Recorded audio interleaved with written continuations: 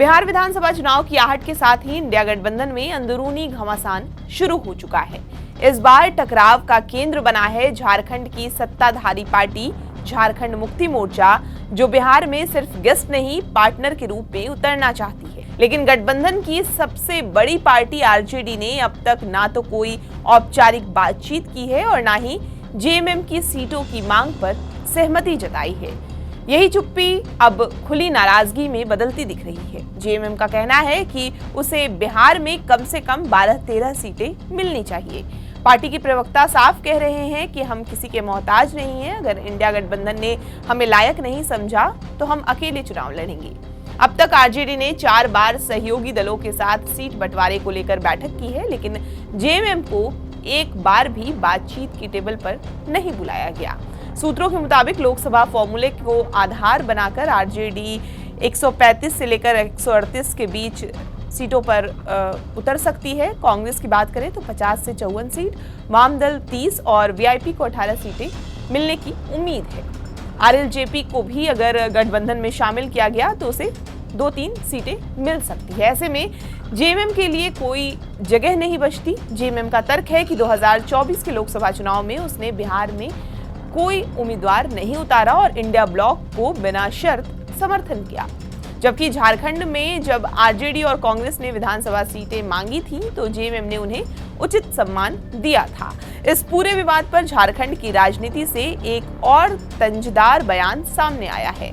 झारखंड लोकतांत्रिक क्रांतिकारी मोर्चा के प्रमुख जयराम महतो, जो पिछले कुछ सालों में आदिवासी अस्मिता और क्षेत्रीय स्वाभिमान की आवाज बनकर उभरे हैं, उन्होंने आरजेडी पर तीखा हमला किया। बिहार में चुनाव हो रहा है, जो लोग हमसे कहते हैं कि विधायक जी अब बाहरी भीतरी की बात करते हैं, उनसे निवेदन करेंगे बिहार में जेएमएम को एको सीट दिला के दिखा दीजिए तो। उनसे निवेदन करेंगे एनडीए से आजसू को एको सीट दिला के दिखा दीजिए तो। और आइए झारखंड आरजेडी से कोटे से मंत्री है, आरजेडी कोटे के विधायक है, जेडीयू कोटे के विधायक है, लोजपा कोटे के विधायक है। हमने बिहार को दिया, आप एक विधायक दिला दीजिए, उसके बाद कहिएगा हम बाहरी विक्री करते हैं। जयराम का ये बयान सिर्फ एक कटाक्ष नहीं बल्कि एक व्यापक राजनीतिक संकेत है कि झारखंड की राजनीति अब बिहार के बड़े भाई रवैये को बर्दाश्त करने को तैयार नहीं है। जेएमएम की बिहार में उपस्थिति लगातार रही है, भले ही सीमित जनाधार के साथ हो। 2020 की अगर हम बात करें तो 5 सीटों पर चुनाव लड़ा था, 25,213 वोट पाए थे। 2015 में 32 सीटें, 1,03,940 वोट।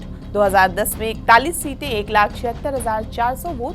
2005 में 18 सीट, 76,671 वोट और 2000 में 85 सीटें, 13,06,192 वोट। यानी जेएमएम की चुनावी मौजूदगी स्थायी रही है और गठबंधन धर्म का पालन करते हुए उसने कई बार सीटों की कुर्बानी दी है।